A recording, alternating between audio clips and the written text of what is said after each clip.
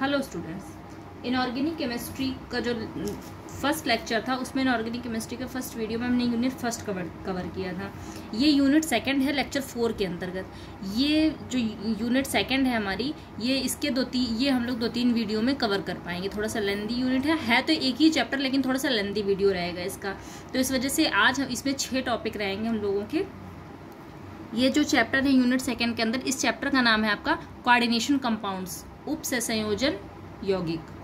इसमें हम लोगों का इसमें जो ऑब्जेक्टिव हैं वो 6 ऑब्जेक्टिव मैंने डाल रखे हैं। ये 6 ऑब्जेक्टिव मतलब 6 चीज़ें हम लोग कवर करेंगे। उसके साथ में जो इसके इंक्लूडिंग जो भी टॉपिक्स हैं वो भी कवर करते चलेंगे। तो सबसे पहले क्या है, वार्नर्स कोऑर्डिनेशन थियरी और Werner's coordination theory and its experimental verification, effective atomic number concept, chelates, nomenclature of coordination compounds, isomerism coordination compounds, valence bond theory of transition metal complexes. इसमें ये 6 ऑब्जेक्टिव्स हैं। इसमें 2 ऑब्जेक्टिव्स हम लोग 3 videos के अंदर cover करेंगे और हमारा ये चैप्टर कवर हो जाएगा।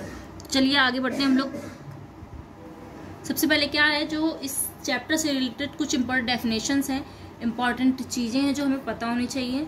कुछ टर्म्स की डेफिनेशंस हैं, उनको हम लोग देख लेते हैं। सबसे पहले क्या है कि देखिए, ये जो उपसंयोजन यौगिक है, उपसंयोजन यौगिक में हमें कुछ चीज़ें पता होनी चाहिए। जैसे सबसे पहले सिंपल सॉल्ट या साधारण लवण। सिंपल सॉल्ट क्या होता है कि जब एसिड और बेस की आपस में क्रिया करके, एसिड और बेस आपस में क्रिया करके एक दूसरे को उदासीन कर देते हैं हमेशा, तो जो बनता है वो साधारण लवण कहलाता है। जैसे इसमें हमको दिख रहा है एग्जांपल के तौर पे HCl और NaOH। HCl आपका क्या है, एसिड, NaOH क्या है, बेस। दोनों ने रिएक्शन करी और एक सिंपल सॉल्ट यानी NaCl सोडियम क्लोराइड बनाया और वाटर बनाया। ये हमेशा रिएक्शन होती है, जब भी एसिड बेस की रिएक्शन होगी सॉल्ट और वाटर आपका बनेगा प्रोडक्ट के तौर पे। नेक्स्ट क्या है, नेक्स्ट आपका आता है मॉलिक्यूलर और एडिशनल कंपाउंड, जिनको हम बोलते हैं अणुक या योगात्मक यौगिक। क्या होते हैं अणुक या योगात्मक यौगिक? देखिए, अणुक और योगात्मक यौगिक जब 2 या 2 से अधिक सामान्य लवणों के विलयनों को सामान्य अणुक अनुपात में मिलाकर वाष्पित करते हैं तो अणुक अथवा योगात्मक यौगिकों के क्रिस्टल प्राप्त होते हैं। ये जो अणुक और योगात्मक यौगिक होते हैं ये 2 तरह के होते हैं। लिखा है आपके स्क्रीन में, double salt and coordination complex और कंपाउंड्स, कोऑर्डिनेशन और कॉम्प्लेक्स कंपाउंड्स। ठीक है, द्विक लवण क्या होते हैं? जो डबल सॉल्ट है इनको द्विक लवण बोलते हैं और कोऑर्डिनेशन या कॉम्प्लेक्स को बोलते हैं उपसंयोजन यौगिक या संकुल यौगिक। द्विक लवण क्या होते हैं? द्विक लवण जो होते हैं ये केवल क्रिस्टल में पाए जाते हैं, क्रिस्टल के रूप में पाए जाते हैं। इसका सबसे अच्छा एग्जांपल फिटकरी आप ले लीजिए, K2SO4 Al2SO4 का होता है, H2O। और मोहर लवण जो होता है, मोहर सॉल्ट जिसको बोलते हैं, वो भी द्विक लवण के अंतर्गत ही आता है। ठीक है, समझ रहे हैं ना? 2 सॉल्ट हैं, उनको मिक्स कर दिया गया और क्रिस्टल बना दिया गया, तो ये क्या हो गए, द्विक लवण। और दूसरा क्या आता है, उपसंयोजन यौगिक आते हैं। उपसंयोजन यौगिक क्या होते हैं? ऐसे अणुक यौगिक जो जल या अन्य विलायकों में घोलने पर उन लवणों के सभी आयनों का परीक्षण नहीं देते हैं जिनसे ये बने होते हैं, उपसंयोजन यौगिक या संकुल यौगिक या संकुल कहलाते हैं। अर्थात संकुल बनाने वाले साधारण लवण अपनी पहचान खो देते हैं, जैसे कि पोटेशियम फेरोसाइनाइड K4 FeCN6 जलीय विलयन में आयनित होकर Fe2+ और Cn- आयन परीक्षण नहीं देता, बल्कि K+ एवं फेरोसाइनाइड आयनों का परीक्षण देते हैं। ठीक है, तो इसमें किसकी इन्होंने पहचान खो दी? Fe और Cn ने अपनी पहचान खो दी, तो ये क्या कहलाएंगे? उपसंयोजन यौगिक कहलाएंगे। ये जो कोऑर्डिनेशन और कॉम्प्लेक्स कंपाउंड की डेफिनेशन मैंने अभी बोली, उसको आप लोग नोट डाउन कर लीजिएगा। ठीक है, नेक्स्ट है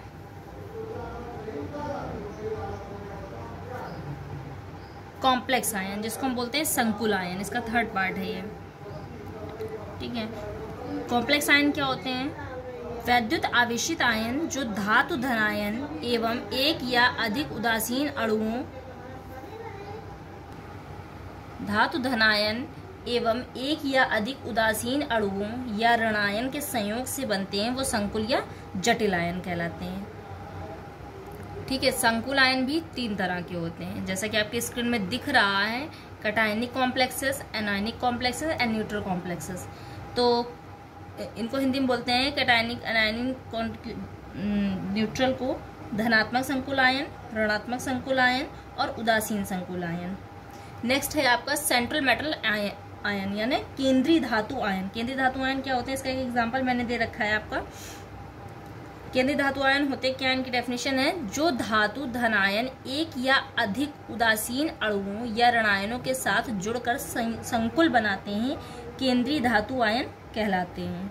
ये प्रायः संक्रमण धातु के आयन होते हैं। जैसे Fe दिख रहा है ना आपको इसमें, तो Fe क्या है, संक्रमण ही धातु तो है, डी ब्लॉक में आपको पाया जाता है। पहले फर्स्ट यूनिट में आप लोग पढ़ चुके हैं। अगर आपने नहीं पढ़ी फर्स्ट यूनिट या पहला पिछला वीडियो नहीं देखा आपने, तो उसको आप देखिए।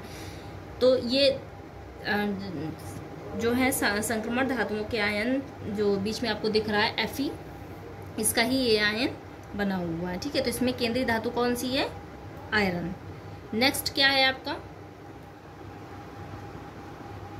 नेक्स्ट आपका आता है कोऑर्डिनेशन नंबर यानी उपसंयोजन संख्या। उपसंयोजन संख्या क्या होती है, किसी संकुल में केंद्रीय धातु आयन से जुड़े हुए लिगेंडों की संपूर्ण संख्या को धातु आयन की उपसंयोजक संख्या कहते हैं। इसे हम किससे बोलते हैं, कोऑर्डिनेशन नंबर यानी CN से इसको हम संक्षेप में लिखते हैं। मतलब अगर इसको डिनोट करना है कहीं पे तो कैपिटल C कैपिटल N से लिखा जाएगा।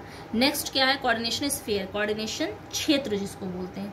ये क्या होता है, केंद्रीय धातु आयन तथा उससे जुड़े हुए लिगेंडों को दीर्घ कोष्टक के अंदर लिखा जाता है। इसे उपसंयोजन क्षेत्र अथवा आकर्षण का प्रथम गोला कहा जाता है।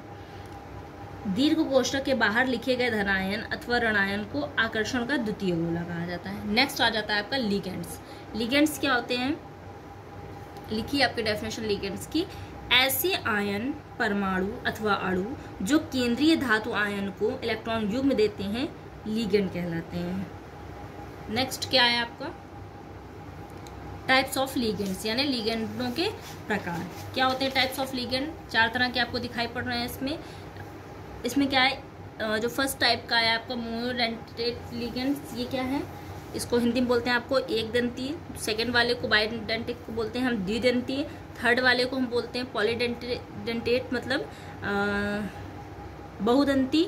और एम्बिडेंटेट को हम लोग बोलते हैं दोहरे दंती। क्या होते हैं ये, एक दंती क्या होते हैं, ऐसे लिगेंड जिनमें केवल एक ही दाता परमाणु हो वो एक दंती लिगेंड कहलाता है। द्विदंती आप समझ गए होंगे, ऐसे लिगेंड जिनमें 2 दाता परमाणु हो वो द्विदंती। और जो द्विदंती होते हैं ये 2 तरह के होते हैं, एक सम्मित द्विदंती और असम्मित यानी सिमेट्रिकल और अनसिमेट्रिकल। सिमेट्रिकल क्या होते हैं, ऐसे लिगेंड जिनमें दोनों दाता परमाणु समान होते हैं उनको हम क्या बोलते हैं, सिमेट्रिकल। और जिसमें दोनों दाता परमाणु असमान हो वो अनसिमेट्रिकल। जैसे कि मैंने आप लोगों को जब ईथर पढ़ाया था तो बताया था सिमेट्रिकल ईथर और अनसिमेट्रिकल ईथर, तो वही चीज़ है यहाँ पे, सिमेट्रिकल बाइडेंटेट लिगेंड्स और अनसिमेट्रिकल बाइडेंटेट लिगेंड्स। नेक्स्ट क्या है, पॉलीडेंटेट यानी बहुदंती। ऐसे लिगेंड जिनमें जो दाता परमाणु हो वो 2 या 2 से अधिक हो वो क्या कहलाएंगे, बहुदंती लिगेंड। और नेक्स्ट क्या है, दोहरे दंती लिगेंड। मतलब क्या होता है, ऐसे लिगेंड जिनमें 2 या 2 से अधिक दाता परमाणु होते हैं परंतु संकुल आयन बनाते समय केंद्रीय धातु आयन के साथ केवल एक ही दाता परमाणु जुड़ता है वो दोहरे दंती लिगेंड कहलाते हैं। जैसे कि CN-, NO2-, इस तरह से सारे होते हैं। नेक्स्ट क्या है आपका, नेक्स्ट ये तो हो गया आपकी इंपॉर्टेंट डेफिनेशन जो कि जानना आपके लिए जरूरी था। नेक्स्ट अब हम अपने टॉपिक पे आते हैं। हमारा टॉपिक था वार्नर्स थियरी। वार्नर्स थियरी क्या होती है, वार्नर देखिए इसमें लिखा है आपका Alfred Warner, professor of chemistry at the university of Zurich, जो एक यूनिवर्सिटी में प्रोफेसर थे, उन्होंने वार्नर थियरी दी थी। कब दी थी, 1893 में दी थी जब वो 26 साल के थे। ये वार्नर्स थ्योरी के इनकी कुछ परिकल्पनाएं थी, उन परिकल्पनाओं को हम लोग देखते हैं जिनको आप पॉइंट्स बोलेंगे। देखिए इन्होंने पहला पॉइंट क्या दिया था कि each metallic ion has 2 kinds of valencies, primary and secondary. जो जितने भी धातु होते हैं उनमें मेटेलिक आयन जो होते हैं उनमें 2 प्रकार की वैलेंसी होती है। कौन कौन सी, प्राइमरी यानी प्राथमिक अथवा इसको हम आयनीकृत वैलेंसी बोलते हैं या आयनीकृत संयोजकता, और सेकेंडरी यानी द्वितीयक अथवा अनायनीकृत संयोजकता। इसके बाद सेकंड पॉइंट क्या है इसका? सेकंड पॉइंट है प्रत्येक धातु के लिए द्वितीयक संयोजकता अर्थात उपसंयोजक संख्या का मान निश्चित होता है। यह धातु आयन से जुड़े लिगेंडों की संख्या के बराबर होती है। इसी में ही ये जो पूरा पॉइंट है, ये 2-3 पॉइंट्स का मर्ज करके मैंने बनाया हुआ है।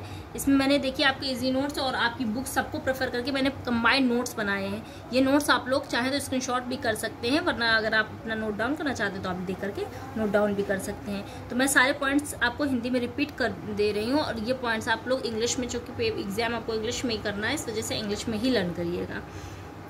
नेक्स्ट क्या है? प्राथमिक संयोजकताएं ऋणात्मक आयनों से संतुष्ट होती हैं, जबकि द्वितीय संयोजकताएं ऋणात्मक समूहों, उदासीन अणुओं और कभी कभी धनात्मक समूहों द्वारा संतुष्ट होती हैं। नेक्स्ट क्या है?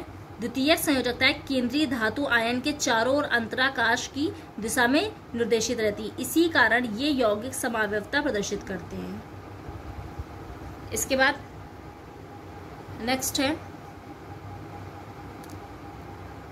संकुल पर संपूर्ण आवेश केंद्रीय धातु आयन तथा लिगेंडों के आवेश के योग के बराबर होता है।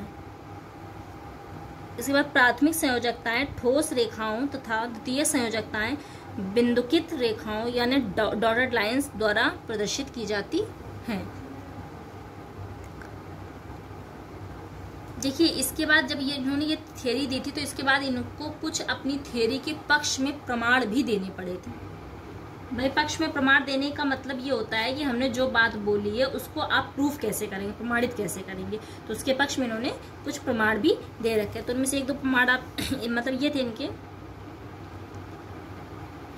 इन्होंने अपनी जो भी सिद्धांत है उसकी पुष्टि के लिए कोबाल्ट सेकेंड क्लोराइड एवं अमोनिया की अभिक्रिया से प्राप्त यौगिक को वायु में ऑक्सीकृत किया। इस प्रकार निम्नलिखित यौगिक प्राप्त किए। कौन कौन से यौगिक प्राप्त किए थे? ल्यूटियो कोबाल्टिक क्लोराइड, ये नारंगी पीले रंग का क्रिस्टलीय पदार्थ है। इसके प्रमुख गुण, इसके जलीय विलयन में AgNO3 विलयन मिलाने पर संपूर्ण क्लोरीन AgCl के रूप में अवक्षेपित हो जाती है। इससे स्पष्ट होता है कि कोबाल्ट एवं क्लोरीन के बीच आयनिक बंध है।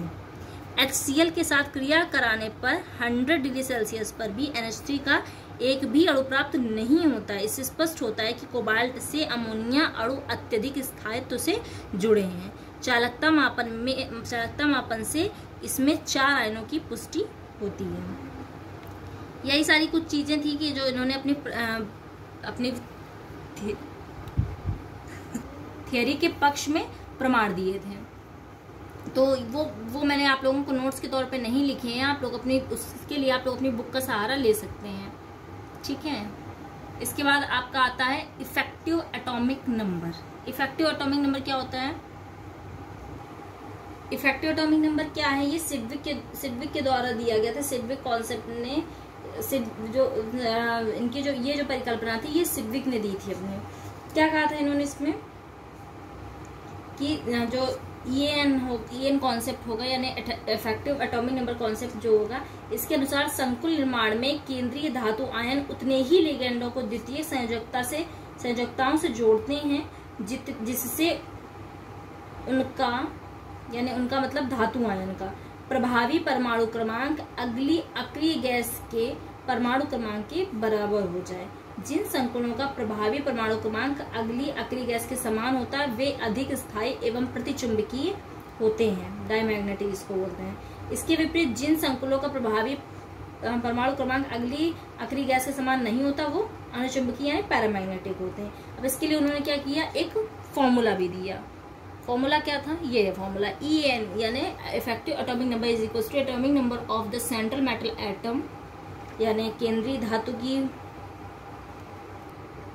धातु की परमाणुीय संख्या minus number of electrons lost in the formation of ion, यानी आयन बनने में लॉस्ट यानी खोए गए electron, plus number of electrons gained from the ligands यानी लिगेंडो द्वारा दिए गए इलेक्ट्रॉन। ये इनका जो फॉर्मूला था, ये फॉर्मूला हम लोगों ने किसी में भी अप्लाई किया तो वो इफेक्टिव एटॉमिक नंबर निकल करके आया। देखिए इस तरह से ये हम लोगों ने अप्लाई किया था CrCO6 एटॉमिक नंबर का, जो इसका एटॉमिक नंबर था क्रोमियम का एटॉमिक नंबर 24 था, प्लस 12 = 36, और ये 36 क्या है, क्रोमियम का इफेक्टिव एटॉमिक नंबर है। यहाँ पे हम लोगों ने 2 टॉपिक कंप्लीट किया, वार्नर्स थ्योरी और इफेक्टिव एटॉमिक नंबर। नेक्स्ट इसके बाद मैंने स्टार्टिंग में आपको बताया था कि ये जो चैप्टर है ये वीडियो के 3 पार्ट्स में कवर होगा। तो इसका एक पार्ट हमने देख ही लिया कि वार्नर्स थ्योरी और इफेक्टिव एटॉमिक नंबर हुआ है। जैसे ये ऑब्जेक्टिव में मैंने लिखा था, ये आपका आ जाता है Warners theory, Warners coordination theory and its experimental verification और इफेक्टिव एटॉमिक नंबर कॉन्सेप्ट। ये दोनों चीजें आप लोगों का हो गया। नेक्स्ट टॉपिक में हम लोग कीलेट्स और नोमेनक्लेचर ऑफ कोऑर्डिनेशन कंपाउंड्स करेंगे, और then isomerism in coordination compounds, फिर VBT यानी वैलेंस बॉन्ड थ्योरी करेंगे। ये हो गया हम लोगों का इस ऑब्जेक्टिव के 2 जो टॉपिक्स थे वो हम लोगों ने फिनिश कर दिए हैं। आपके सारे वीडियोस इसी तरीके से आते रहेंगे। उम्मीद करते हैं कि आप लोग इसके नोट्स बना रहे हैं। नोट्स बनाते रहिए, प्रिपरेशन करते रहिए, जितने भी पुराने नोट्स हैं उनको कवर करते रहिए। बिल्कुल भी आपके पास टाइम नहीं है फ्री बैठने का, कुछ अदर सोचने का। आप लोग पूरा ये वीडियो ये और जितने भी लेक्चर हो चुके हैं वो सारे आप लोग कवर करेंगे। Thank you class.